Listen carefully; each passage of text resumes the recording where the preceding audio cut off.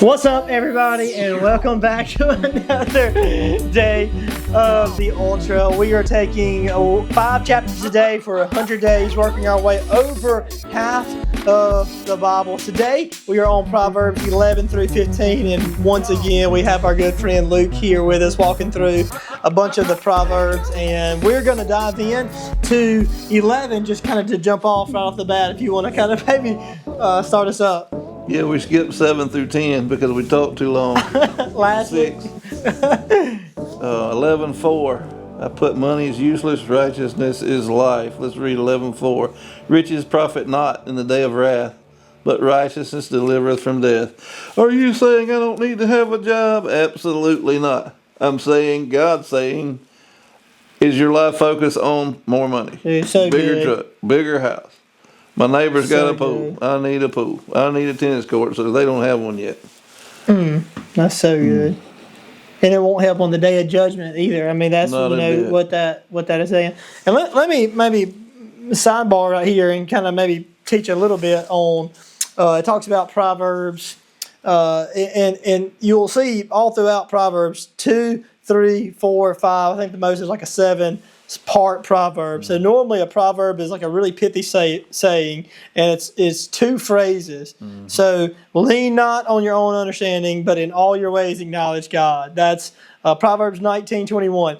You make your plans, but the Lord determines your footsteps. Like these 2-part sayings, that's most of your Proverbs. You have some Proverbs that may be 3 parts or 4 parts or a dichotomy of a couple of different ones. And what we just read is one of those 2-part sayings that riches won't help on the day of judgment, but the right living can save someone from death. And you will see that over and over and over about riches aren't going to help you. Great, like you said, have a job, get a job, save up, retire. Yes, absolutely. But riches, all throughout the Proverbs being a 2-part proverb, and it comes to the same thing. Riches, whatever they are, they're not going to help your soul. And so focus on what will save your soul. And that's what Jesus focused on.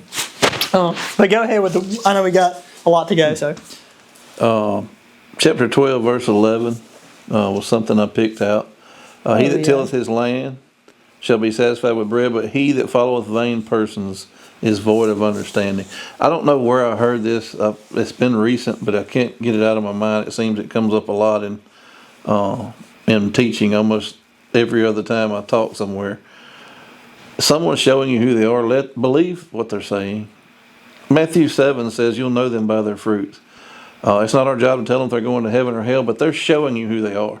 So if they're showing you a life of unrighteousness, and they're showing you a life of, I don't care to hear about what you're talking about with this God stuff, why are we following them? Why are all these people going nuts over these silly people on TikTok and TV and all this garbage? Movie stars, people artists, that are slapped full of evil. Dude. Why are we listening to that? The wisdom is you talking here to me. in the Bible. Dude.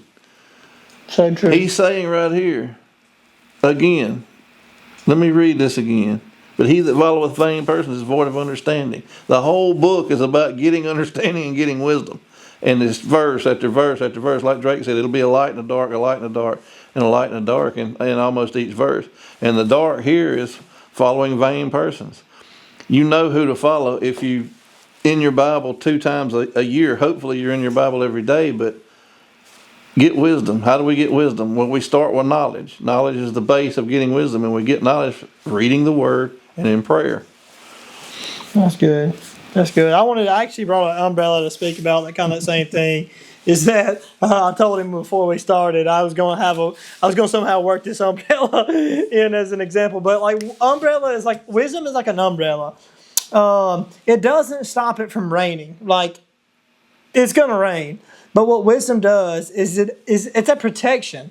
It is a protection from everything that Satan tries to throw at you, everything the world tries to throw at you, every temptation that comes. I'm telling you, it's going to rain. You're going to be tempted. It's going to be people that you want to whatever, or you're going to be, okay. But if you have wisdom, it will protect you from everything else. How do you think, and this kind of goes back to what you're saying, how did Jesus go against Satan?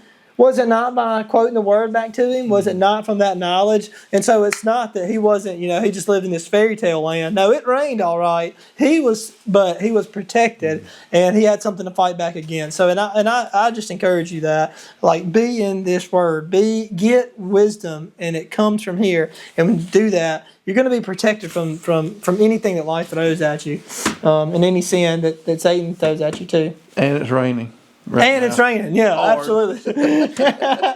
Hey, leave us with one more thing that you got from these couple of chapters. What really stood out to you? One last thing. See.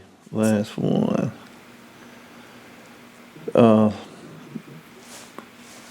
13:13 kind of goes with what we just said, but it's pivotal.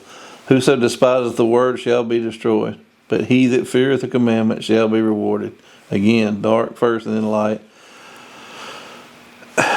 Well, I don't despise the word. I would never say anything like that. Okay, let's do the pie chart. So good, let's say, sit down, draw a chart where you are.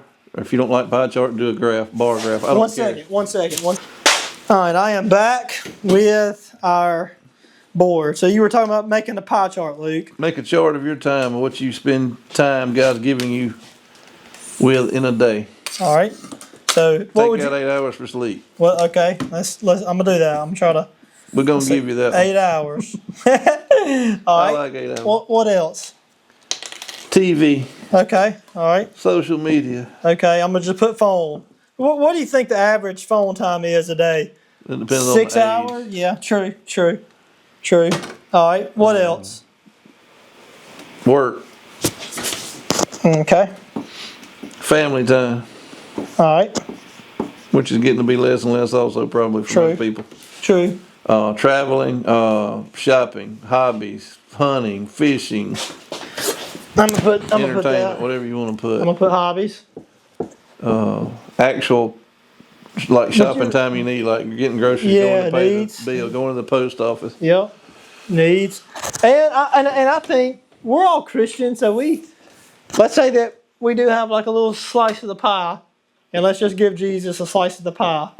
Isn't this the problem? Mm-hmm. I mean, this is the problem, is that we have all of this time when we're doing X, Y, or Z, and then we say, well, we're Christian and we're Jesus, and we want to give Jesus like a little bit of our, of our pie too. And instead of making him the pie itself, mm-hmm. we've given him a portion of our day. And I think the actual correct thing to do, and I don't mean to speak up, but I mean, this should be what our chart looks like. And then everything else just flows from Jesus. Instead of us just, okay, well, I'm going to do the ultra. I'll give him 5, 15 minutes, 20 minutes, however fast of a reader I am. I'll even give these videos a listen, but... And the mere fact that we say, and I know you're not saying it on purpose, but that hit me a few years ago, we're giving God time. We wouldn't even have time. Yeah, God made time. Yes. He made us and made our time. So to say, God, let me give you I'm gonna give week. God, oh my goodness, dude. Right. True. I know it's semantic, but just be conscious of that and think about what that means. The whole problem is we're so saturated with this culture that we say that. Yep. And I really don't think anybody's going around saying that like, well, I'm going to only dole out God a little bit. But the point is our culture is saturated so much that we don't even realize we're saying, I'm giving God time. That's true. God made time. Yeah. Never even thought about that. That's the problem. On me. I'm talking to me. So really good. Convicting always. As always, Luke. Thank you for sharing with us. I know you put a lot of time and effort into kind of going off. I know I'm rushing you off of your talking points, but thank you. As always. And dude, you've been here for 3 episodes and I haven't seen you take a drink of this yet. It looks good though. Hey, we'll leave a link in the description. Yeah, you go. Fill her up. Bye everybody. We'll see y'all in the next 5 chapters. Peace.